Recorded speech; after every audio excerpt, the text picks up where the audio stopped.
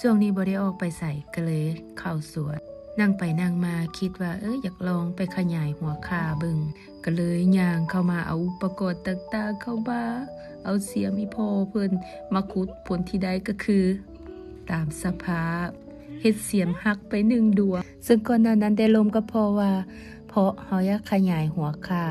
ให้มันได้หลายๆโกคันสมมุติว่ามันได้หลายโกแล้วก็สิเอาไปขายสินะพ่อก็เลยบอกว่าอยู่ซื่อๆหันดีแล้ว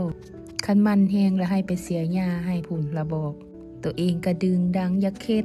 เพราะว่าบ่อยากให้เวลามันสูญเปล่าไป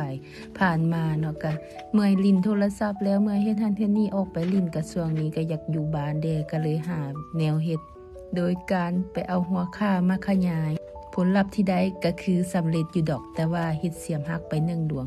ก็เลยไปเอาจกมาขุดตามภาพเฮ็ดไปเฮ็ดมาไปลงตัดเครือยานางโพทิ่มซ้ำใบยานางก็บักใหญ่งามๆเลยหูเหี่ยวตายละตอนนี้นะหลังจากที่เฮาได้แนวพันธุ์ต่างๆที่สิเอาไปเฮ็ดโตขยายมันเนาะอันนี้มาสู่ผลงานเสียมหักไป1 อันพอยังบ่ฮู้ว่าเฮ็ดเสียมพอฮักดอกก็คือสิเห็นวิดีโอนี่ล่ะหลังจากที่เฮาขุดหัวคาขึ้นมาแล้วเฮาก็มาเบิ่งดินที่เฮาสิเอาลงปลูกหันว่าเฮาจะปลูกอยู่ทางใด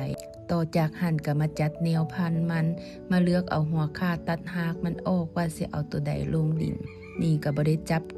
จุกจับเสียมตั้งแต่โดนละมื้อนี้ก็มื้ออยากเฮ็ดหาแนวว่างๆให้เกิดประโยชน์ว่าซั่นซะก็เลยตัดออกมาก็เลยได้7 โกลงสวนครัวครั้งนี้ย้ำว่าเฮ็ดคนเดียวพอบอกว่าให้ไปนั่งอยู่ซื่อๆจังได๋ก็หาเวียกให้อีกละ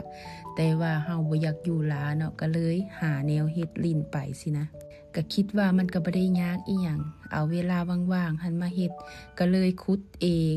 ปลูกเองอีหยังทุกอย่างก็มาลุ้นนำกันว่านอข้าวที่ค่อยปลูกให้มันจะขึ้นหรือมันจะตายเวลาเฮาว่างๆแล้วหาเฮ็ดกิจกรรมต่างๆนะมันก็ม่วนไปอีกแบบหนึ่งเด้เพราะว่าเฮาก็นับมือนับใหญ่ละการที่มีความสุขกับสิ่งเล็กๆน้อยๆมันก็มีความสุขได้คือกันส่วนปลูกไปแล้วเราจะเป็นหน้าที่พ่อเป็นคนเบิ่งละวันนี้เพิ่มภาระให้พ่ออีกอย่างนึงอีกแล้วมาลุ้นนำกันว่าเฮาปลูกข่า7 โกนี่มันจะขึ้นจักโกหลังจากที่เฮาปลูกข่าแล้วเรียบร้อยก็เลยย่างมาเบิ่งต้นมะนาวทางข้างพอดีเห็นมันหล่นหลายก็เลยเก็บไว้แล้วก็พอดีไปใส่เวียกอยู่เฮือนแม่เฒ่าบ๊ายบาย